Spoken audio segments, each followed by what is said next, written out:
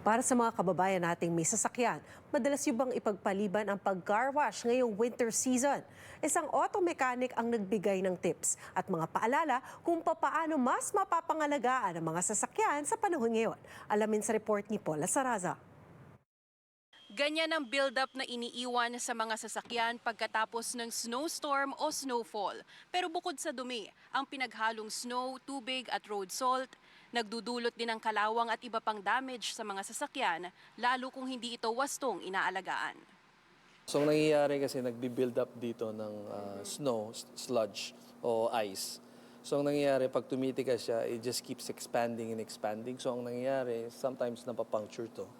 Sira sa suspension ng sasakyan ng isa raw sa madalas na inilalapit ng mga customers sa repair shop ng licensed mechanic Carl Emerson Sison. Lahat ng grease lumalabas o kaya to tatamaan.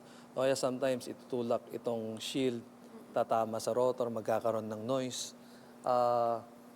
Ngayon, pag pinabayaan kasi yan, pwedeng tamaan yan. Depende lang kung gaano kalaking snow. Pero mostly, ang nangyayari is like the wheel well cover.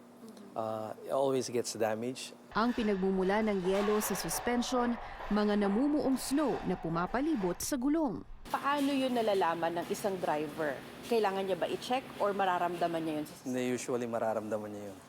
Like sometimes, iniisip nila na may problema yung mga sasakyan nila. Pero normally, pag nadala na dito, makikita na namin pagtaas namin na frozen pala kaya may tumutunog. Kunwari may concern sila like making noise. Pero once na tinaas na namin, makikita na namin na frozen ice lang pala.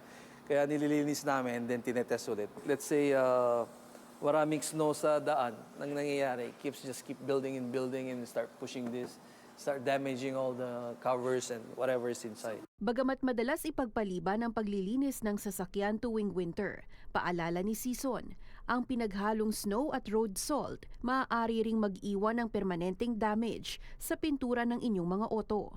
Pangangalawang na posible ring kumalat kung saan repaint ang magiging tanging solusyon. So halimbawa yung sasakyan, marami ng mga patches ng rust dahil hindi nalilinis. Magkano yung cost ng repaint? Normally, most of the shop nag-charge sila per panel. So, let's say ang hood. Siguro nagre-range yan ng mga 600 to 1,000. It just depends on the paint. Kaya payo niya sa pagka-car wash ngayong winter season, subukan ng parehong coin car wash at mga automated na kadalasan makikita sa mga gasoline stations. Kasi pag pumunta ka sa mga coin car wash, makokontrol mo kasi yung pressure washer. So pwede mo siyang linisin sa mga wheel well para talagang completely na matanggal yung mga ice na na-stuck doon or snow. And then saka pumunta sa car wash station para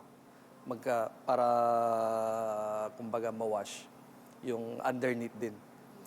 Pero kailangan nilang piliin kasi hindi lahat ng gasoline station meron nun. Only a few of them. Paula Saraza, Omni News, Mississauga.